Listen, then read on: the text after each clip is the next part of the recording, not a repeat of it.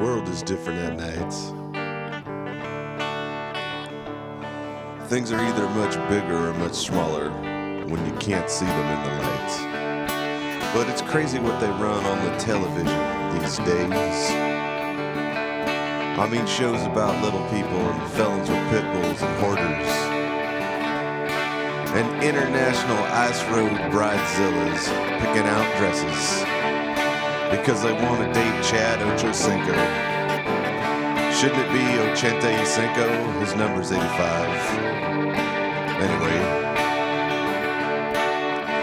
sometimes when I am out on the road and I really need to stay awake, I get me some Getcha Home coffee. Sometimes I don't need more than a cup. Depends on how much Getcha Home it is. Getcha Home coffee sometimes comes when you least expect it. Maybe you've had Spinelli's or Pete's or Blue Bottle or Ritual or whatever's hip. But Getcha Home coffee is often non-branded, and you'll find it in the damnedest of places. Amirati's in Castella, the truck stop in Talent, that new Arco off I-5 near Patterson, just south of the Musco plant. You never know where you'll find Getcha Home coffee.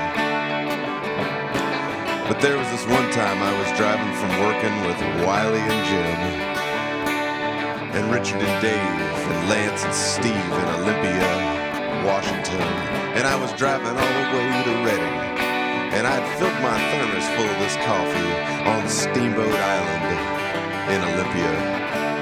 And man, that was some Getcha Home coffee.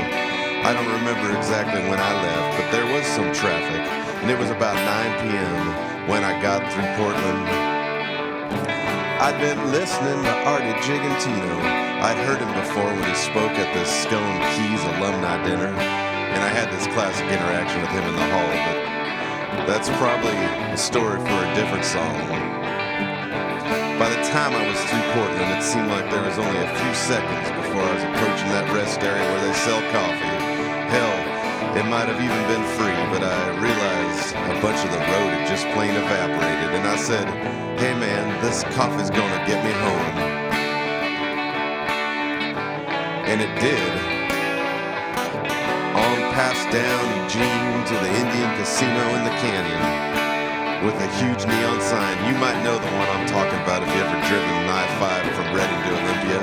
It was a little foggy that night, and my mind just ran wild with what that massive red blinking glow could be in the fog ahead.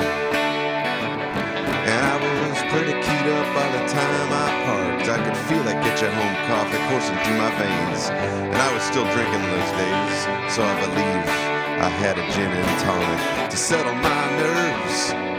I had some steak and eggs, took a walk about the joint, made a pit stop, but that Getcha Home coffee was still there, ticking away. I drank another cup of that Getcha Home coffee, another cup, before Cat Stevens had recorded another album as Yusuf, and I do believe it hit me while I was listening to Coast to Coast AM with your host, Art Bell. An expert caller was discussing the different faces that can be seen in the beds of the dried up lakes on the moon. It was a vivid picture that got my mind to wondering, which made me wonder, what makes this Getcha Home coffee get me home? And I remember looking down at that half-full cup inquisitively before draining it with extreme prejudice, and I had another cup. And the next thing I knew, I was on the other side of the summit from Ashland, driving at a big fat moon, right about at eye level. That Getcha Home coffee was like a magic carpet, and the caller on the radio was talking about Victor's testimony about S4 and how it validated all of Bob Lazar's claims and how it explained all the disappearances. and the mysterious accidents and the inexplicable coincidences. And I thought about calling in to explain coincidence, but it made more sense to focus on getting past weed. But you have to get through Yreka to get past weed. But I still had a thermos half full of Getcha Home coffee, and there was a strange but obvious reason to my trip. And in order to the reason, I was a man in full, a long-time minor league scrapper, called up to the bigs for the first time. Playing for the Otisville Sluggers, and I had some big hits, and I slumped, became a head case and rallied, and slumped a few more times. But the tide really turned when I learned the meaning of gratitude. Yes, there've been some rough spots,